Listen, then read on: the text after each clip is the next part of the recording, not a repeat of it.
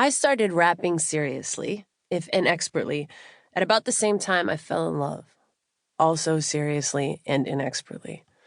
I did both with the owner of a Ford Festiva. If you're unfamiliar with the model, it's a cartoonishly small car. Imagine a large black man, dreadlocks tied in a blue bandana, and a ponytailed brunette beside him. Add cup holders and a stick shift, then laminate those people.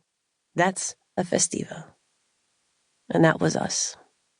He was a chain smoker, former drummer in a hardcore punk band. I was a chain smoker, former valedictorian. He rapped with a group of guys who called themselves Doomtree. Their CD featured a line drawing of a dead bird with X's for eyes. I just started making music, and I thought the stuff he produced was strange and incredible. He recorded performances that I would have scrapped out of hand as imperfect. Vocal takes where he forgot a line and giggled, where his voice broke, where he was nearly out of breath. His songs didn't sound like the product of an artist in a big studio. They sounded like the proof of a person in a big feeling. He conducted even little daily tasks in a way that would have never occurred to me. When I saw that he'd entered my number into his phone under EFFOHECHS, I asked, "What does that mean?" "You'll get it." I thought for a moment. "I don't." He laughed. "You're a fox."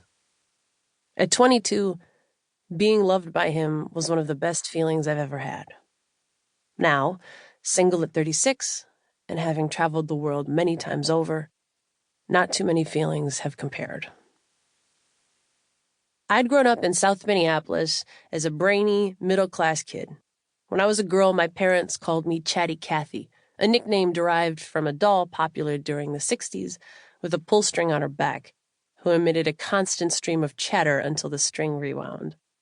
My mom says I announced my first real life goal from the throne of her office chair. "I want to have a conversation, where you talk, then I talk, then you talk, but all about the same thing." In grade school, I was skinny, headstrong, but still eager to please. When I hit 14, dark moods started to cycle through. I cut off my long hair, walked down to the riverbank to dye it pink in the Mississippi. I started drinking and dressing as a boy. I ran away from home and slept outside for a few days. Woke up fully clothed under a hedge to discover I'd started my period. Wearing a Lakers cap pulled low, gas station clerks called me sir when I paid for the candy on the counter. I nursed coffees at the Hard Times Cafe, a sanctuary then for anarchists, busted-ups, and punks. "Just so you know," the barista said, then reached beneath the counter to lift up a stack of posters with my face on them. My mom had papered the city, but the barista assured me Hard Times wouldn't hang them. I was safe there. It'd be a decade later, in a St. Paul psych ward, that I'd learned there was a word for these moods, and that they were often linked to menstrual cycles. But they were intermittent through my teens, and I kept my grades up, managed to stay clear of any real trouble. By the time I went to college, I was brunette again. I studied philosophy, attracted by the imaginative depressives who spent their workdays debating the design of the world. I finished my coursework in 3 years with honors, leaving with a degree, a functional angst, and a burning ambition that wasn't affixed to a particular objective. I knew I wanted to devote myself completely to something. I wanted to be like the stressed-out lawyers on TV dramas who paced through the night with loosened ties and takeout boxes. I wanted to be considered a success, and I wanted to be on the right side of a hard fight.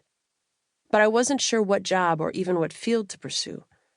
I was carrying a jet engine under my arm, looking for a plane.